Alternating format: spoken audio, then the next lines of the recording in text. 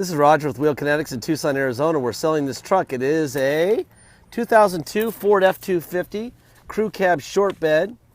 It's a 7.3 liter turbo diesel. It's four-wheel drive. It's an XLT, which means it's cloth. It is a theft recovery purchased directly from an insurance company in San Antonio, Texas. It has 241,100 miles, and it is on a salvage title due to theft, not collision. Please watch the little animated video we have in our ads that tells you why and how you end up with a salvage title when you don't have a wrecked car. You can see pictures of this vehicle before it left Texas. There'll be 4 before pictures. In the before pictures, it has this ugly front metal bumper, and they had begun stealing parts. They had taken the lights out of it, the headlights, and they're laying on the ground.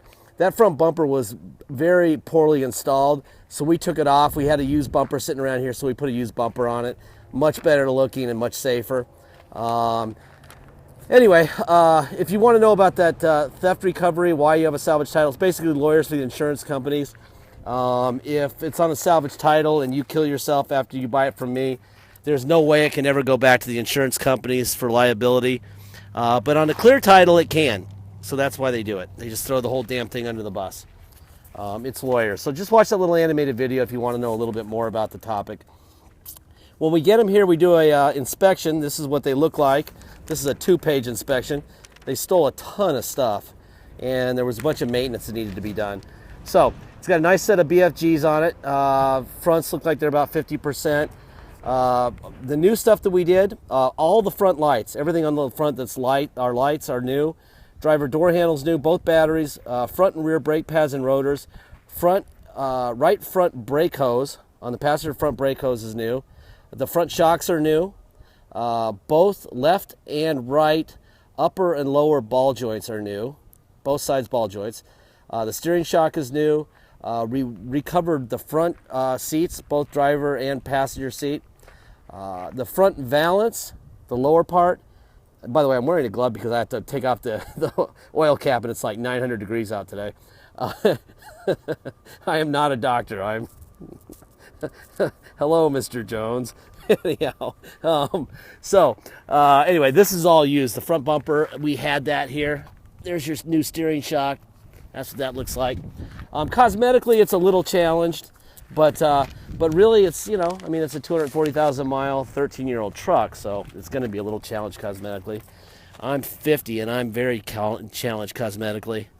I would say those BFGs are probably more like, gosh, they look like they're more like 70 or 80% tread. The bed is where it's got the most dings. You got that type of thing.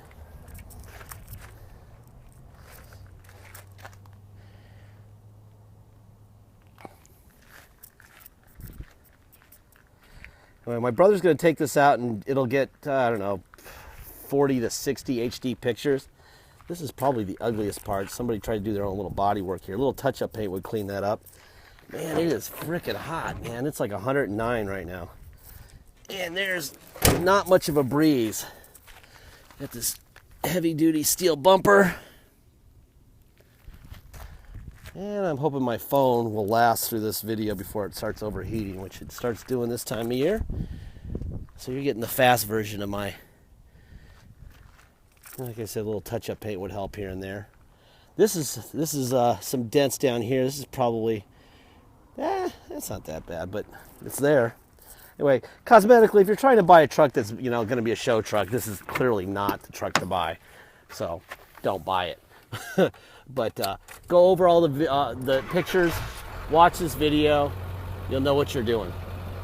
There's the miles, 241,090.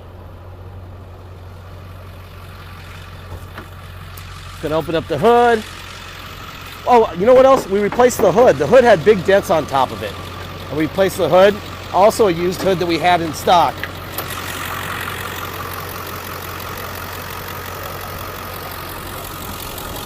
There's your Ford stamp there. New battery here. This is why I'm wearing the glove, because it's 9,000 degrees and I don't feel like burning my fingers again like I did yesterday. That would be the reason for the black glove. I do not have a fungal problem. Okay. All right, let's see. Then we have the Ford stamp right there, right between my finger and thumb there.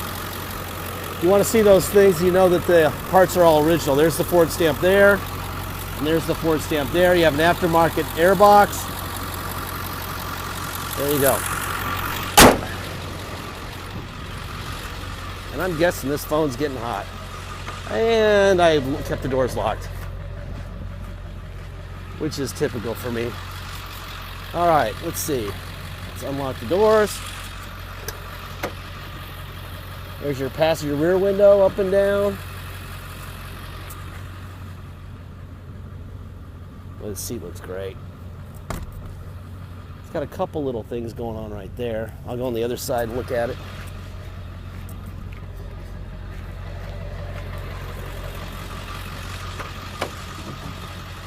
There's your window up and down on the passenger rear. Little hole back here on the seat. A pen mark there. Headliner looks good. Window down. They said we had both of these front seats recovered, so they don't match the back, but they're brand new covering. So there's nothing really to discuss there.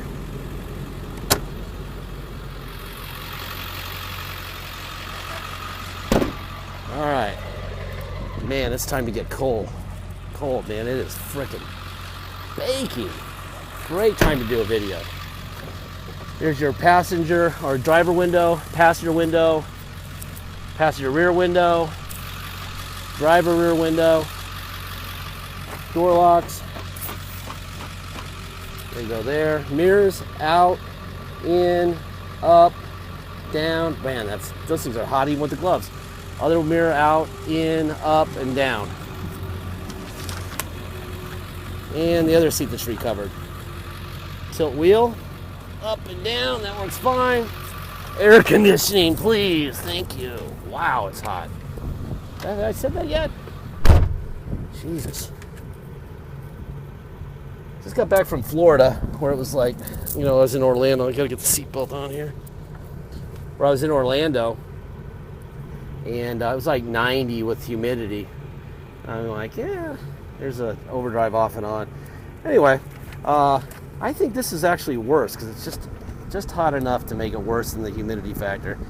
There's your adjustable gas pedal and brake pedal, up and down. Brake pedal moves just a little bit, and the gas pedal moves a lot. I don't know if that's just factory or what. There's your air, blowing cold. They stole the radio. We don't do radios because inevitably we'll do a radio, and the person who gets it will immediately take it out and do something else. So we stopped doing radios. All right, let me put it into neutral. Put it into 4 low. Now we're in 4 low. See that there? Now we're in 4 low. Put it in drive. That's 4 low. And reverse. In 4 low. Man, that is very much 4 low. And neutral. And we're going to 4 high. Now we're in 4 high. And yeah, you could drive at speed there. All right. And reverse in 4 high. Perfect. All right. That's nice. Neutral. Back to 2 wheel. Let's go for a ride. It's on a salvage title. You cannot get plates or insurance with a salvage title. So if you're going to come home and drive it, if you're going to come to Tucson to drive it home, we have to get it inspected. We charge $200 to take it down to motor vehicles. We get up about 6 in the morning, take it down to motor vehicles, so we're first in line. And it could take anywhere from, by the time we're there and in line, it's 8. If we're lucky, we're out by 10. So the minimum of 4 hours for us. And if they're doing police work, it could be all day. So we charge $200 to cover the cost of our guys staring at the truck because they don't let us leave it there any longer. We used to be able to leave it and just come back for it, but not anymore. So our guy just sits there. 50 of that 200 goes to the state for the actual inspection, and the other 150 goes to us to cover a guy staring at it. So let's see. So that's mandatory. That way you can get plates when you come. Obviously you got to have those, and you got to have insurance. So $200 for that. $250 is our dock fee, and taxes. Taxes are 2% city sales tax plus whatever your state tax rate is. So if your state tax rate is 3%, for example, you were to come here to drive it home, you're going to pay a total of 5% tax, $250 dock fee, and $200 to restore the title. If you pay by wire and ship, all you're obligated to pay is the agreed upon price, and that's it.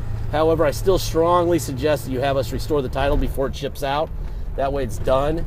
But if you don't, just know that all you're going to get is the notarized title, signed off to you, notarized, a bill of sale, and the truck itself. So if you decline to have us do the level 3, please make sure you can get it done in your state with that information, okay?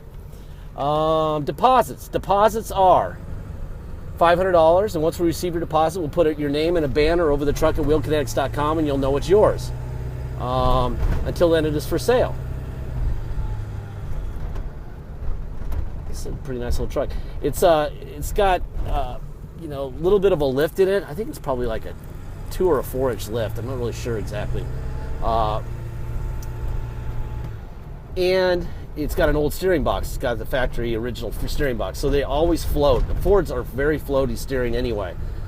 We actually put that as a disclaimer in our ads at the bottom. So please read that. This one's actually on a 1 to 10, with 10 being horrible. If 10 is horrible, this is about a 5. It's just a little floaty. It's not too bad, actually. No. It's just a little floaty. You can fix that with a new steering gearbox, but even that will only take about 20 or 30% of that out. It's not worth doing. You just got to learn how to drive it, because you have this kind of play in it, is what I'm saying.